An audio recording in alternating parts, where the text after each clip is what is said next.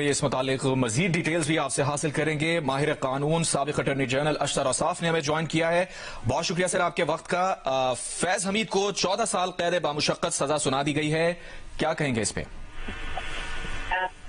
دیکھیے، جو ملٹری کا ڈسپلن ہے اس کے اندر جو ساری چیزیں دیکھی جاتی ہیں وہ سٹینڈرڈ جو ہیں ان کے اپنے، اور پھر ان کا ٹرائل بھی جو ہے ان کے اپنے ہی پیئرز نے کیا۔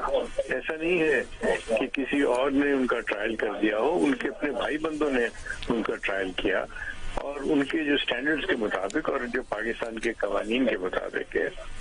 تو یہ ایک انفارچونیٹ بات ہے کہ اتنے ہائی لیول کے اوپر بھی اختیارات کا ناجائز استعمال کی بات ہے، تو یہ تو ایک لمحہ فکریہ ہے اور سب کے لیے یہ ہونا چاہیے کہ جو ہے ہر کوئی اپنے قانون کے دائرے میں رہے، اور جتنے بڑے عہدے پہ ہوگا اتنی ہی زیادہ اس کی رسپانسبلٹیز ہیں، اور قانون جو ہے وہ سب کے لیے یکساں بھی ہے اور قانون سے اوپر کوئی نہیں ہے، چاہے وہ یونیفارم میں ہے چاہے وہ یونیفارم سے باہر۔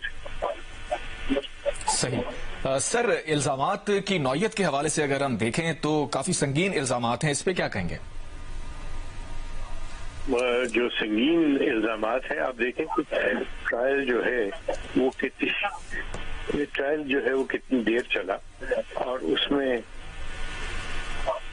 ٹرائل جو ہے وہ کتنے عرصہ چلا۔ ٹرائل میں ان کو پورے مواقع دیے گئے، ان کے جو لائر ہیں ان کو اجازت تھی، ایک ایویڈنس ریکارڈ ہوا، اور یہ الگ بات ہے کہ اس کی اس طرح تشہیر نہیں ہوئی، اور جس طرح باقی کیسز کی تشہیر ہوتی ہے وہاں پہ تو عدالتیں ہمارے ہاں تو باہر بھی لگائی جاتی ہیں جی، تو ٹیلی ویژن پہ بھی شام کو عدالت ہوتی ہے اور دن کے وقت بھی ہوتی ہے۔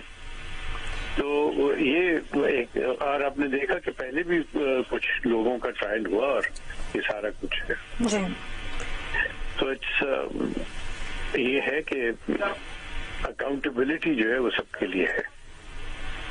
ٹھیک ہے۔ سابق اٹارنی جنرل ماہر قانون اشتر اوصاف صاحب ہمارے ساتھ موجود تھے۔